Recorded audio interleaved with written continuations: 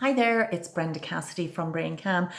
So I'm going to do some little short tutorials, and I always start off my training, whether live or via webinar, with a little bit about myself. So I'm an occupational therapist by trade. I have been for about 30 years, but by a long mile, my most experience around the area of sensory issues is with myself and with my three children. So I'm a mum of three. My oldest is 13. My next child is almost 12 and my youngest is almost 10. So we have a raft of sensory issues running through the family and myself as well. I'd be very, very hypersensitive, and I'm going to talk about that. My oldest has dyspraxia and hypersensitive, mostly hypersensitive issues. My middle child, my son, would have a raft of sensory seeking issues. So that looks like fidgeting, moving, squirming. I'm going to talk in detail about that. And then my youngest has dyslexia. So we often see, a mishmash of kids who have dyslexia, dyspraxia, ASD, autism, ADHD, and so on and so forth, mixed with sensory issues. So I'm going to be talking about the sensory parts, and it's causing havoc across the world in schools and what looks like behavioural issues. But in fact, if we can get to the root of the sensory something going on and we can do something to help that child, it can make a world of difference to the classroom, to the child, and to the home.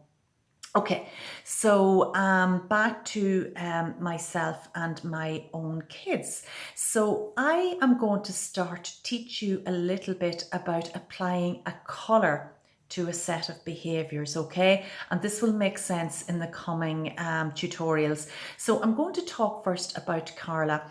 So Carla has dyspraxia and hypersensitive sensory processing disorder. So Carla's mostly, not all, mostly hypersensitive issues. We're going to apply the colour blue to that. Now this will all become clear later on in a later tutorial, but let's just think about these as blue behaviours. So she's hypersensitive to sound, so things can be too loud. You'd often find her when she was younger covering her ears. Lights are too bright, so she would be squinting and squinting at the whiteboard, complaining of excessive light, or a very sunny day giving her a headache. She would be talking about sounds being so loud that they would give her headaches, smells being so strong that they would make her feel sick. So a child having a lunch beside her might actually make her feel physically gag. And it looks like she's overreacting, but in fact, she's not. It's how her brain is processing it. So touch as well is another sensitive. She was very, very oversensitive. So she actually never wore a pair of jeans, believe it or not, until she was about 11 years old, because she could not tolerate the seams. And to this day, she will cut off her own labels from her own clothes. But also, if you just touched her when she was younger, ow, it was almost like you punched her. It was that painful for her. Trying to brush her hair or wash her hair would have been, felt like driving nails into her head, she would have said, when she had the language skills to tell me what was going on. So I will be talking, I promise, about this in more detail, but I just want to give you a little bit of background as to why I'm have experience in this. So hypersensitive in touch, in sound, in taste, in smell, in her eating, very, very picky eater. She'd been a very white or bland eater. So she would have chicken on one side, the pasta on the other side, and the vegetables. No sauce, no food mixed. Very, very picky eater. And let's see what else. Very, very sensitive in her stomach. So she would have been very, very sensitive to wheat, and you would see her stomach actually start to blow up if she had too much wheat. And also you can see, and Carla would have been like this in her younger days, not so much now, very, very, very hypersensitive in her emotions. So emotionally, where other children might say, oh, that's very sad, and then move on to think about something else, this might stay with that type of child, and did with her. So that's a very quick overview of her hypersensitive blue behaviours. And again, as I said, I'll explain why I've applied colours to later on. Just to say as well, I definitely had dyspraxia as a child, undiagnosed, mild probably. I was covered in bruises all the time. Dyspraxia historically would have been known as a clumsy child syndrome. And if you guys want me to, I can give you a little short tutorial on dyspraxia. It's another complicated set of issues which very much interlink with sensory, and children that you will see with dyspraxia will also often have sensory issues as well, as do the kids with autism will have sensory issues too. So that was her, and those are blue behaviours. So very, very briefly moving on to my son. So my son has what mostly, he has a mix, but what I would say mostly are red behaviors. So his red behaviors are more sensory seeking type behaviors. Okay, so his red behaviors would consist of, are you ready for this? Fidgeting, moving, squirming, excessive biting, excessive chewing. In some children, you can see sniffing, licking, shouting out. I call these kids shouter-outer, walker-abouters, because they can't help themselves, and they will often want to hear the sound of their own voice over and over again, or need to hear sound over and over again. So you're fidgeting, moving, squirming, biting, chewing, licking, sniffing, shouter-outer, walker-abouter, bang, crash, walloper in the yard, okay? So what this looked like, or looks like in the classroom, is always moving, always squirming, sitting on the feet, wrapping the legs around at the front of the chair, going over to pare the pencil 10 times. And what he was doing, now that I know, and I started to study this formally about 7 years ago when I stepped away from my job to look after Carla's issues and then my son's, that he was actually giving himself a little sensory break. Okay, and I'll be talking about that in a later tutorial as well. So those are what we call red behaviors, folks. Okay, now he had a few blue behaviors mixed in.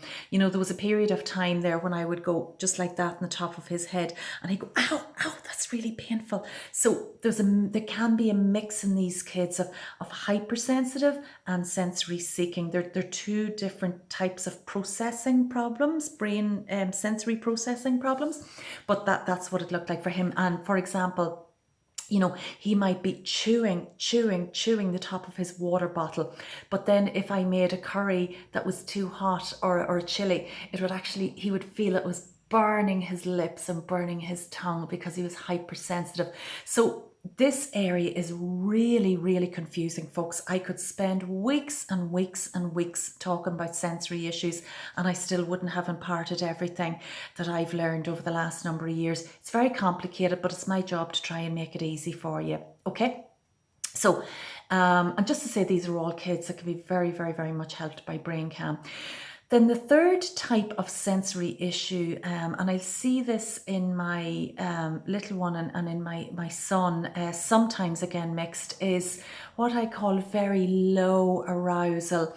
And I hope nobody is insulted when I say this, and I'm not comparing your child to an animal, I promise, but I have to work in visuals because I'm quite dyspraxic myself. So working in pictures and colours and in blocks and squares and things divided out works really, really well for me. So for that child, I would call them quite sloth-like, okay? I'm not calling them an animal, but sloth-like in their behaviours. So if you know what a sloth is, they're a very slow-moving animal. They're very slow to get along with things. So in these type of behaviours, and note that I'm not saying child, because you can have a mix of these and often will. So in these type of behaviours, you will see a child who it could be lying across the table. It looks like they're being lazy and inattentive, but in fact, I call the volume button is turned down too low in their brain, and they're not processing sensations enough. All right. So I call these set of behaviors yellow behaviors. The child is quite be disengaged, looking out the window, looking at the birds flying past, and you really have to try and go, John, jump, jump, oh, and then the child might jump and startle.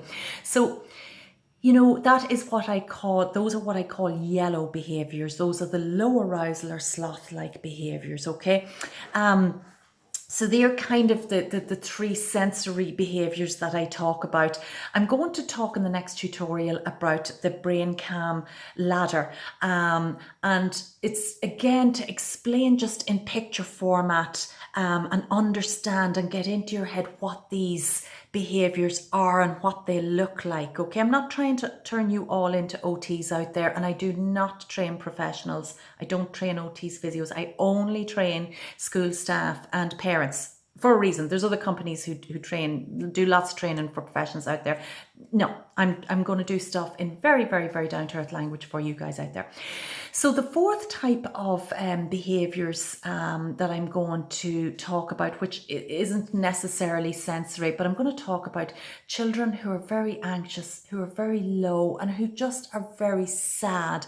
And they've got sad little faces, and the little shoulders are up, and they're just perpetually down in the dumps. And it's very hard for them seemingly to get through the day.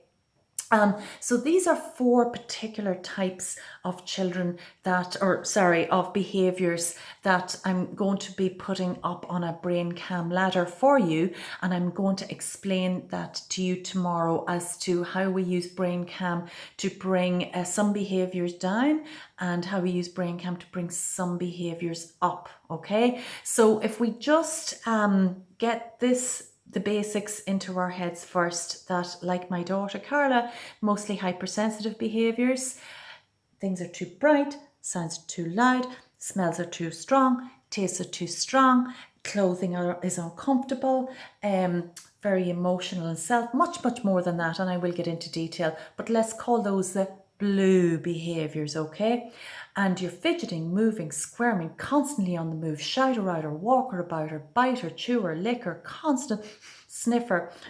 Those are seeking behaviors. The brain isn't feel comfortable because it's not getting enough, and it's seeking what it isn't naturally getting or processing. So those are red behaviors. And then the yellow behaviors are the very low arousal, almost sleepy, almost disengaged, very sloth-like behaviors. Those are yellow.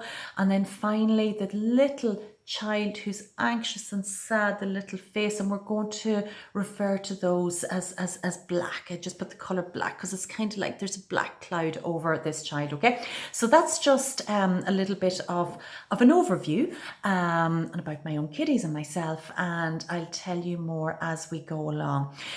Just to say about Braincalm, it's a 15-minute a day program that I developed. Physical exercises, we do them in a specific order, we do them for a specific time. There are 4 blocks. Each block is 6 weeks long. I originally developed it for mainstream children with something going on that I wasn't quite sure what it was, but I did recognize there was a huge amount of poor attention, behavior issues, kids' difficulty with self-regulation, really struggling to manage their mood and behavior, children who were very low, very sad, very anxious, children who were struggling with sitting, with handwriting, all those issues. And I did originally develop it for mainstream, but more and more people are coming to us, myself. I have 7 tutors as well who teach Braincalm all over Ireland, or did before COVID-19 came along. So we're moving a lot to webinars now.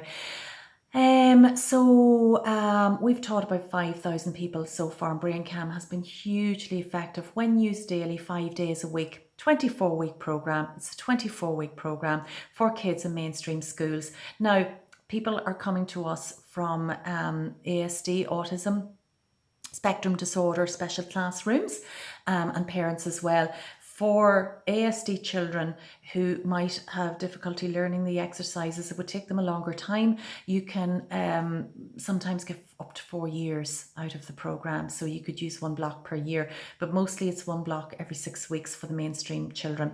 But anyway, that's to do with Braincalm. But for now, remember those, and the next little tutorial I'm going to do is the Braincalm ladder of arousal and explain how the red behaviours, the blue behaviours, the yellow behaviours and the black behaviours, and what we're going to do about those. Okay, so talk to you next time.